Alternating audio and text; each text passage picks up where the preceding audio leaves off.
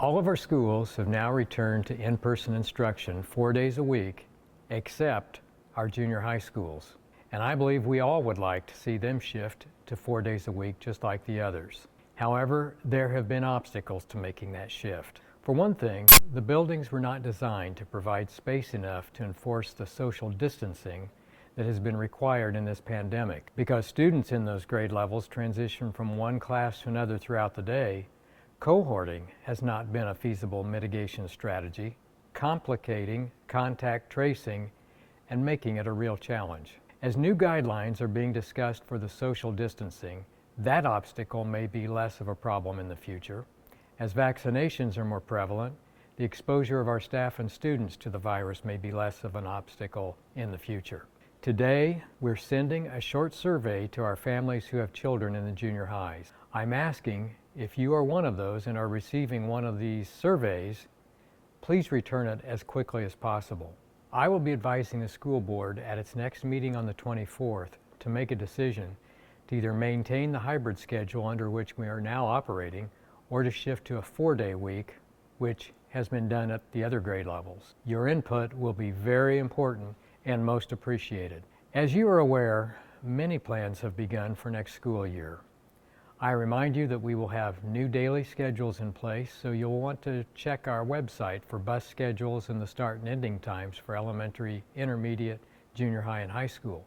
Though we're looking forward to a more normal school year with in-person instruction 5 days a week, we are also designing a virtual-only model for students who may require that mode of instruction.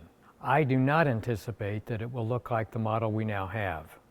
The model we now have was designed to assure students and parents that there would be consistency of teachers and classmates, and that this would be the case as students choose to transition from virtual to in-person and vice versa.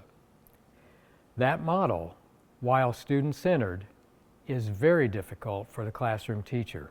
The model being examined for next year will be one, especially at the elementary grade levels, in which students will be assigned to teachers who may be working with students from various buildings. A model will be presented at the next school board meeting, and I encourage you to monitor that presentation online. Much attention has been directed at the 1-year anniversary of the pandemic.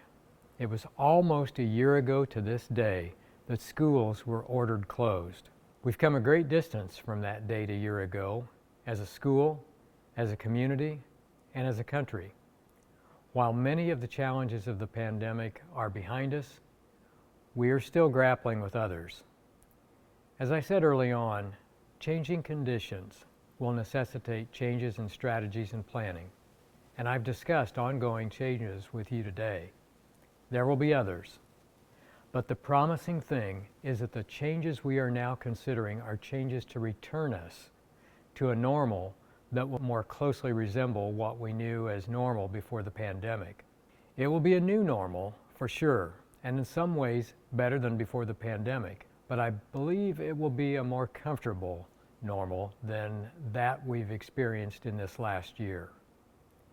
Many thanks to our staff, to our parents, to our students, for your can-do spirit, perseverance, and patience as we now mark this anniversary. Thank you for watching. Have a great weekend.